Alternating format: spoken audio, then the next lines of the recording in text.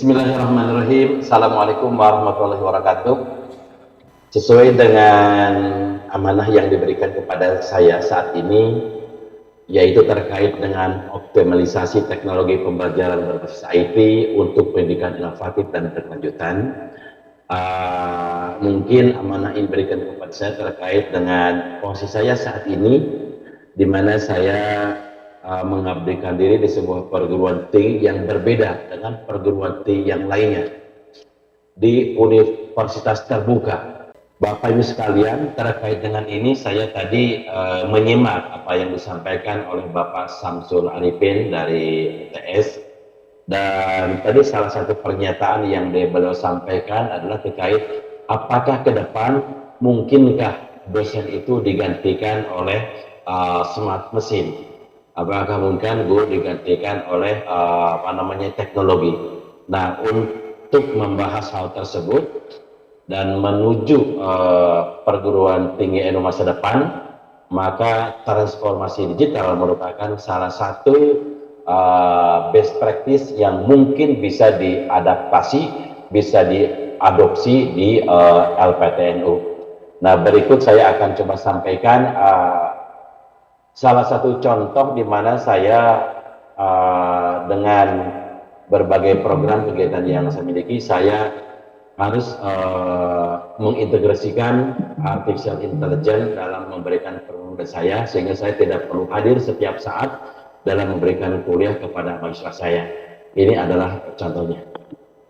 Transformasi digital dalam pendidikan adalah proses penggunaan teknologi digital yang bertujuan untuk meningkatkan efektivitas, efisiensi, dan inovasi dalam pendidikan. Peran teknologi dalam pendidikan. Teknologi memainkan peran penting dalam meningkatkan kualitas dan aksesibilitas pendidikan dan memungkinkan pembelajaran yang lebih interaktif, personalisasi, dan berbasis data. Inovasi teknologi dalam pembelajaran. Aplikasi mobile dan platform pembelajaran online memungkinkan akses pendidikan di mana saja dan kapan saja.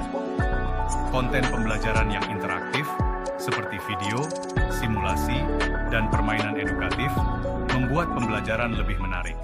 Nah, itu adalah salah satu contoh di mana saya digantikan oleh smart machine, oleh kecerdasan buatan, di mana saya bisa memberikan perkuliahan secara virtual, secara jarak jauh dengan bantuan teknologi. Nah, untuk sampai ke sana, makanya salah satu hal yang sering dibicarakan dalam integrasi teknologi dalam kegiatan pembelajaran adalah terkait dengan pemanfaatan learning management system.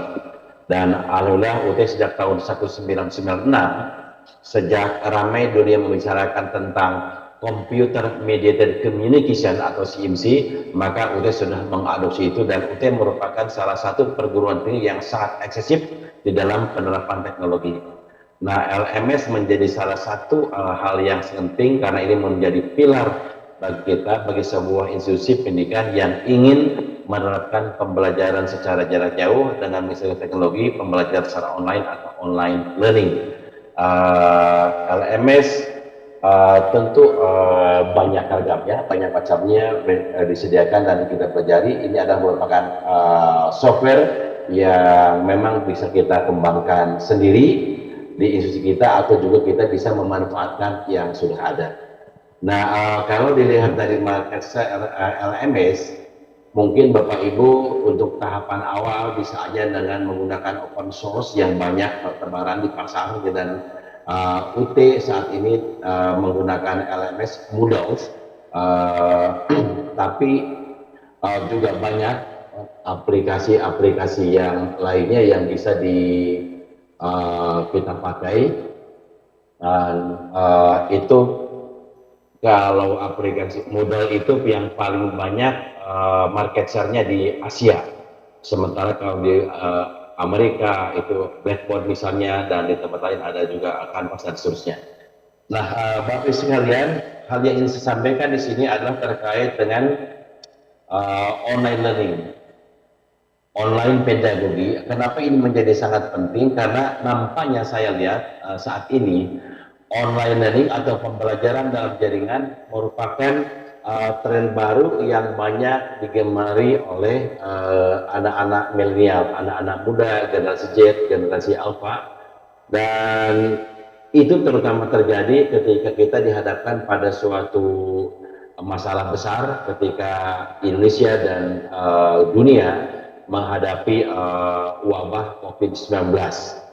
Jadi COVID-19 itu ini ada berkah di balik musibah, di mana sejak ada COVID-19 UT mendapatkan berkah, terjadi peningkatan jumlah mahasiswa yang sangat signifikan, dan pada saat ini UT sedang aktif menangani berdasarkan pengalaman data yang ada di PDDikti sebanyak 1.600.000 orang, sudah 600, tetapi yang aktif kuliah pada semester ini sekitar 671.000 orang. Jadi jumlahnya sangat masif, sangat besar, dan dengan bantuan teknologi itu memungkinkan kita melayani jumlah peserta didik yang besar tanpa mengorbankan kualitas. Banyak yang lebih besar dari kita, seperti misalnya Open University of China itu sekarang sedang menangani 5 juta mahasiswa. Di India ada Indira Gandhi National Open University atau IGNOU, itu sedang menangani 4 juta mahasiswa. Tetangga kita di Pakistan, Allama Iqbal Open University sekarang sedang menangani 2.500.000 mahasiswa. Semuanya adalah mereka Open Universities, dan UT pada saat ini dikatakan sebagai atau dikategorikan sebagai mega universities di Asia. Nah, mudah-mudahan UT dan pendidikan jarak jauh menjadi solusi bagi kita semua, dan tentu kita berharap bahwa pembelajaran dalam jaringan juga bisa diadaptasi, bisa diadopsi di LPTNU di tempat kita mengabdikan diri. Dan saya punya keyakinan dengan motivasi kapasitas yang kita miliki, saya kira itu memungkinkan. Bahkan saya pernah menyampaikan berdiskusi dengan Prof. Ainun dan tokoh-tokoh yang lain, UT juga menyediakan tempat untuk data centernya, untuk cloud computingnya, untuk penyimpanan data supaya kegiatan online ini bisa dilakukan di perguruan tinggi Universitas Nahdlatul Ulama. Nah, Bapak Ibu sekalian, tentu banyak teori, banyak konsep yang kita gunakan di dalam pembelajaran dalam jaringan. Salah satu teori yang paling banyak digunakan di PTJJ, di perguruan tinggi jarak jauh, adalah teori yang disampaikan oleh Anderson. Ini adalah model pembelajaran dalam jaringan yang disebut sebagai Community of Inquiry Model. Nah, di sini ini salah satu contoh aja untuk nanti sebagai best practice yang mungkin bisa dilakukan di tempat Bapak Ibu semua, di mana menurut pendapat dari Anderson, Terry dan sebagainya, bahwa kegiatan pembelajaran dalam jaringan itu dibina oleh 3 komponen utama. Yang pertama itu adalah cognitive presence, yang kedua itu adalah teaching presence, dan yang ketiga adalah social presence. Nah, kalau kita cuma menghubungkan dengan kegiatan pembelajaran yang terjadi di perguruan tinggi konvensional, itu kan di mana ada dosen hadir di ruang-ruang kuliah di gedung tertentu pada jam tertentu, interaksi dan komunikasi dilakukan pada saat itu, maka dalam kegiatan pembelajaran dalam online pun juga harus ada suasana seperti itu. Nah, artinya apa? Artinya ketika melakukan pembelajaran secara online, maka mahasiswa kita yang berada atau di tempat-tempat yang berbeda itu harus merasakan kehadiran dosen di depan beliau, gitu kan. Nah, teaching presence di situ tentu ada strategi yang harus dilakukan. Bagaimana seorang dosen yang ketika nanti yang tadinya mengajarnya secara tatap muka di ruang-ruang kuliah, sekarang mengajarnya secara virtual yang dihadapi hanya skill komputer.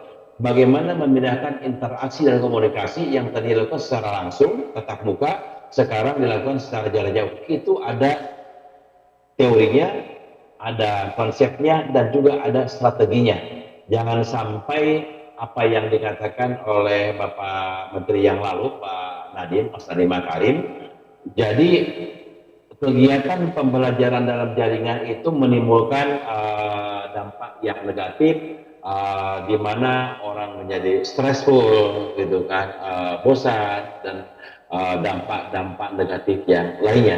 Karena apa? Karena pembelajaran yang dilakukan secara online tersebut tidak mengikuti kaidah-kaidah mutu pembelajaran dalam jaringan.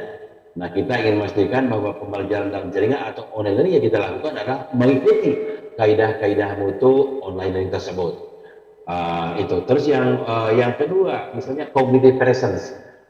Bagaimana ketika kita melakukan pembelajaran secara online, bahwa terjadi pertukaran ilmu pengetahuan. Bagaimana supaya dosen dan mahasiswa mengkonstruksi ilmu pengetahuan secara bersama-sama.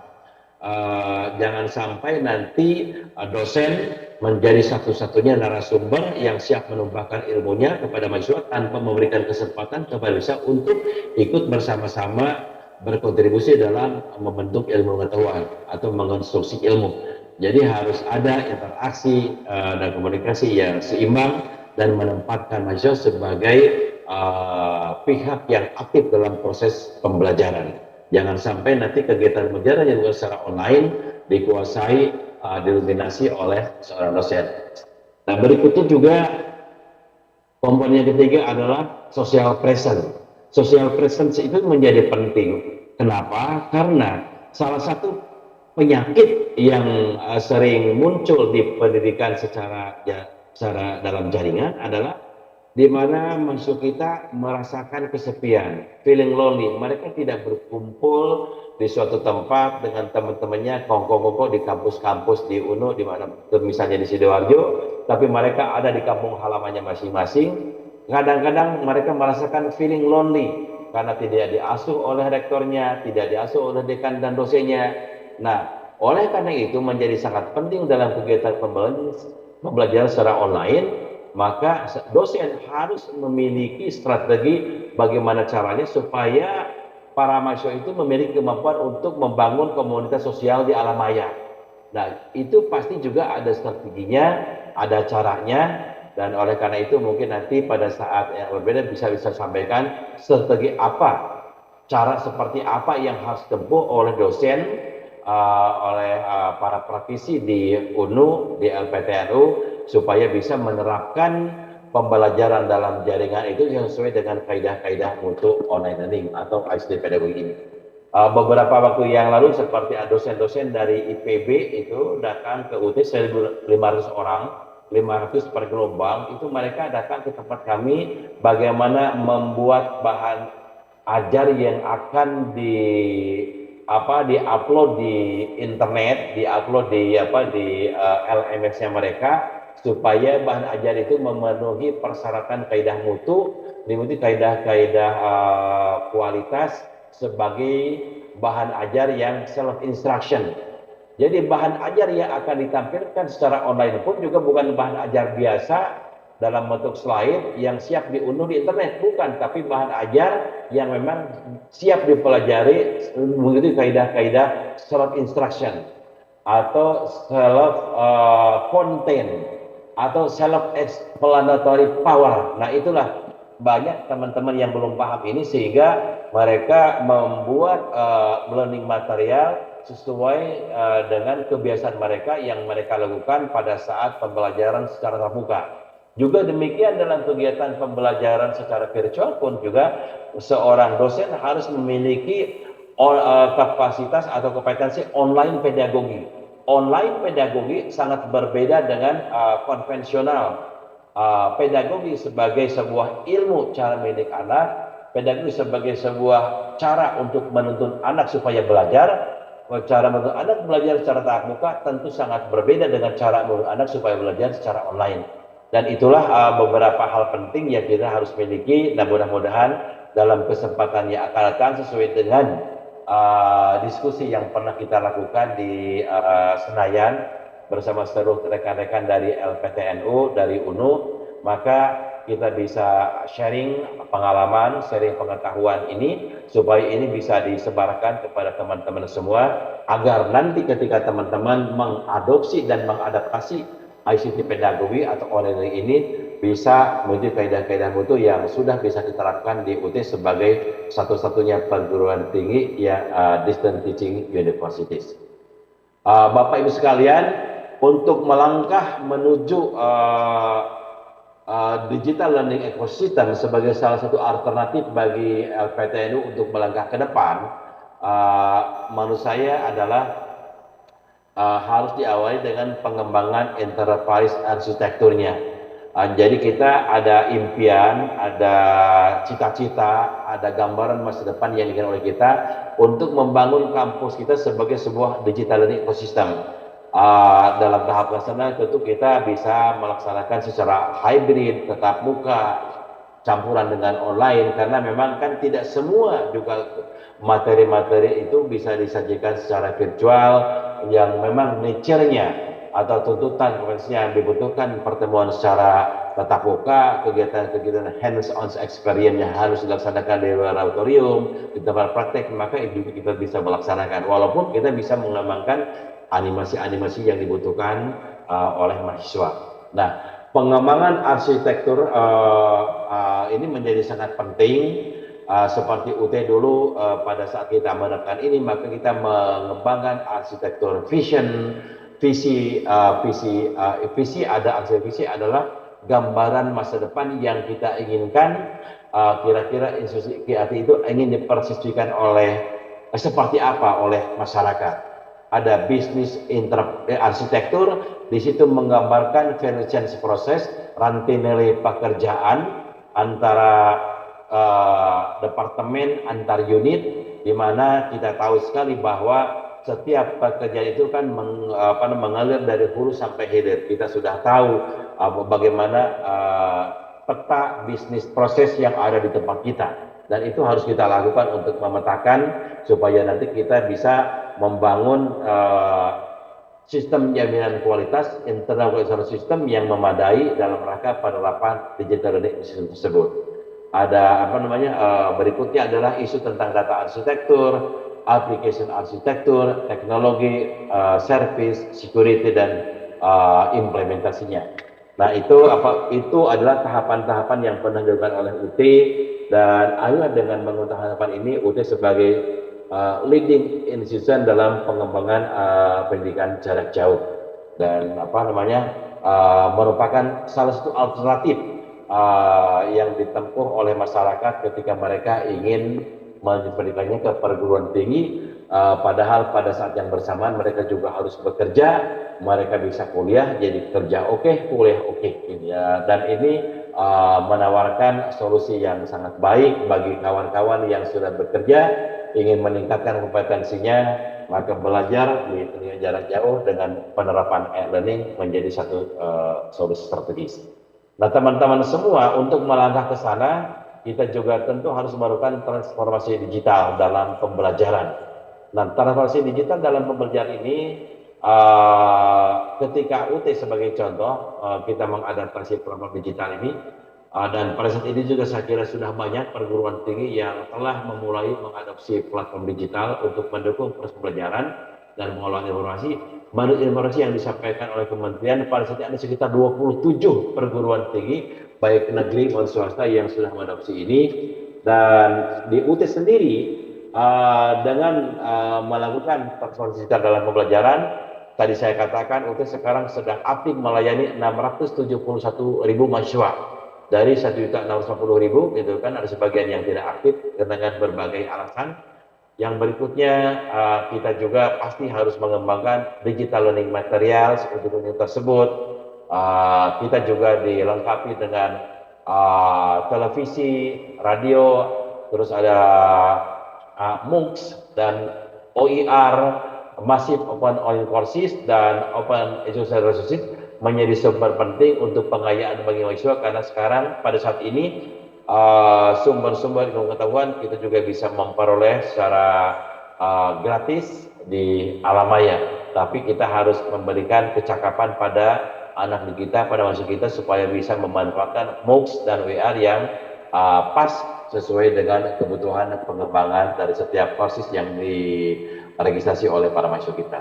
Nah, dengan pemanfaatan transformasi digital juga, UT bukan hanya bisa melaksanakan kegiatan secara tatap muka di ruang-ruang kelas, itu adalah merupakan tradisi lama yang sudah kita lakukan, tetapi kita juga bisa melaksanakan ujian secara online. Secara online juga dilakukan dalam berbagai moda.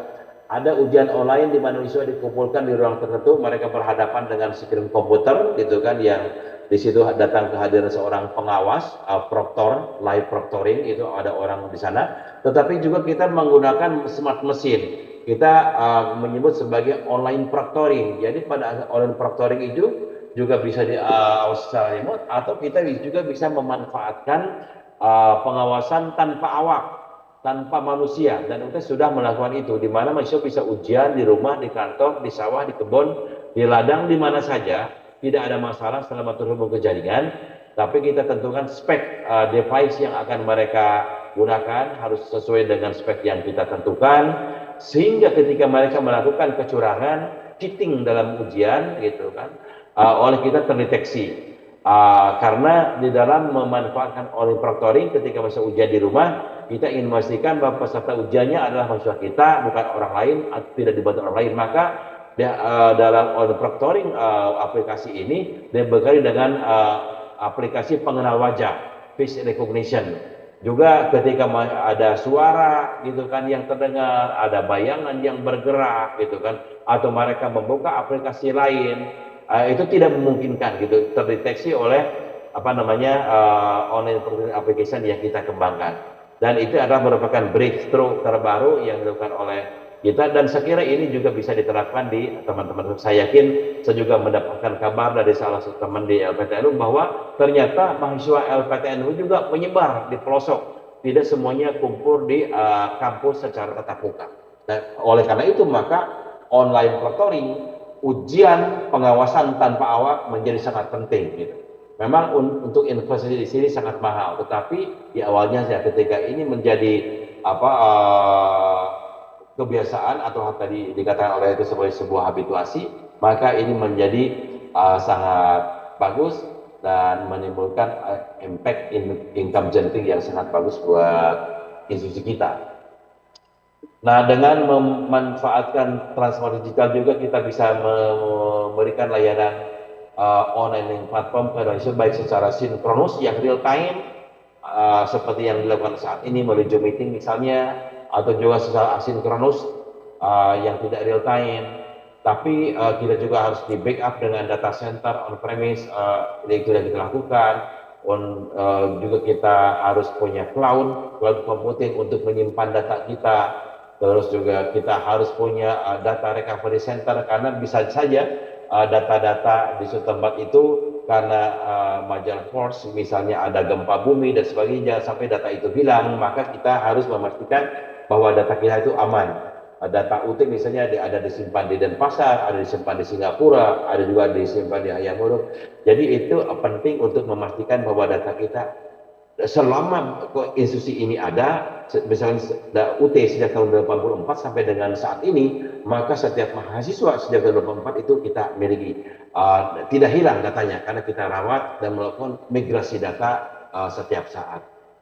Kita juga harus disupport oleh beberapa internet service provider, karena seperti contoh di sini kita disupport oleh Indosat, Moratel, Icon Plus, Jalan Media dan seterusnya. Karena bisa aja yang salah satu internet service providernya misalnya sedang tidak baik-baik saja, maka masih tetap layanan kita tidak terganggu, karena kita juga didukung oleh ISP yang lainnya.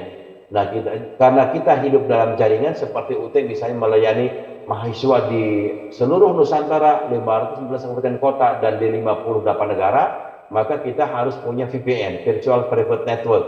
Dan sekiranya mungkin nanti supaya network antara UNU di seluruh Indonesia bisa membangun jalur VPN, supaya nanti pertukaran mata kuliah sesama NU, gitu, sesama LPTNU bisa dilakukan.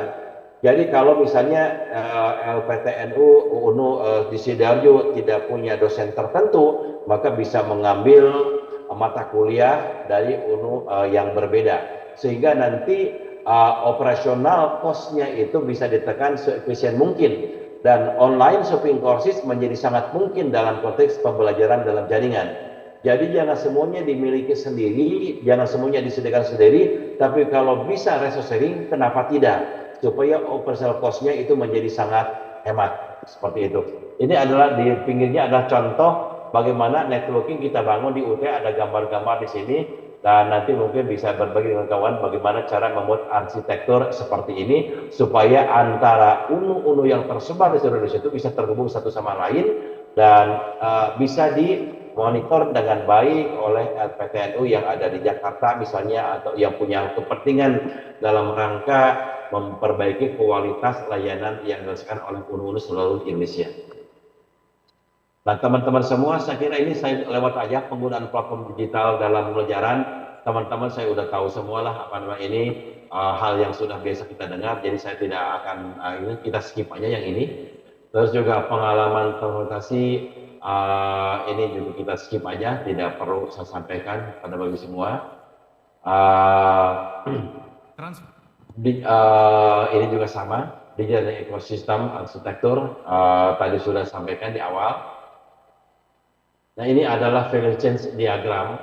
Ini mengadopsi, ini tadi kalau Pak Samsul banyak cerita Michael Porter, mohon maaf, tadi salah seorang ahli marketing gitu ya, dari Philip Kotler.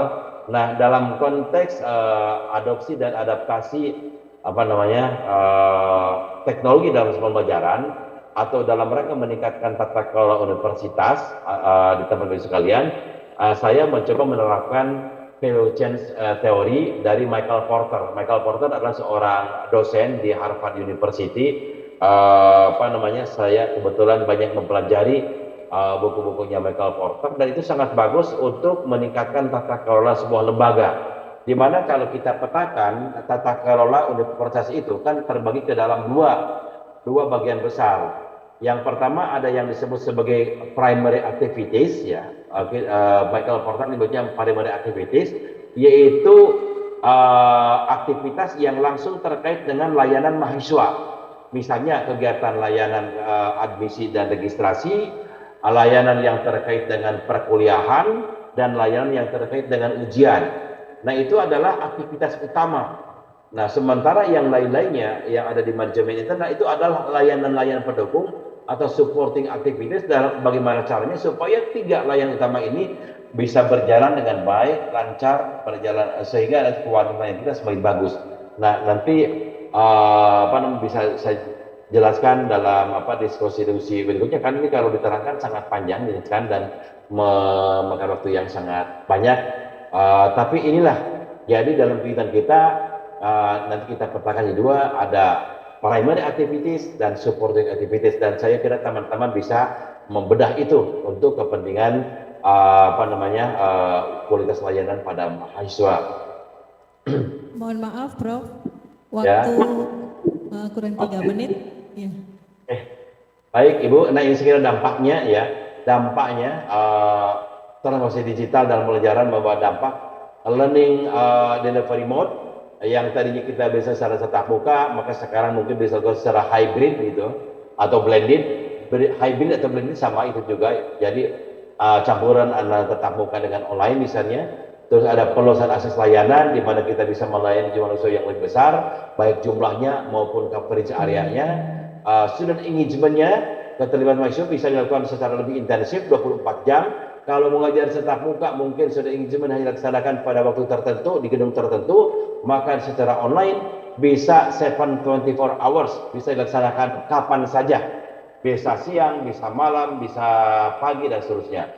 Peningkatan kualitas dan kualitas layanan, jadi integrasi teknologi adalah untuk meningkatkan kualitas layanan, tidak berarti bahwa dengan integrasi teknologi terus nanti kualitas menjadi tidak bagus, justru malah dalam beberapa hal dengan integrasi teknologi itu kualitas layanan kita dan perusahaan semakin bagus, juga transformasi tata kelola pembelajaran dan kelembagaan. Semuanya akan lebih transparan, terbuka, karena kita dengan sangat mudah melakukan digital forensik ketika ada penyalahgunaan ada hal-hal yang tidak baik, termasuk juga penyalahgunaan anggaran, penyalahgunaan keuangan.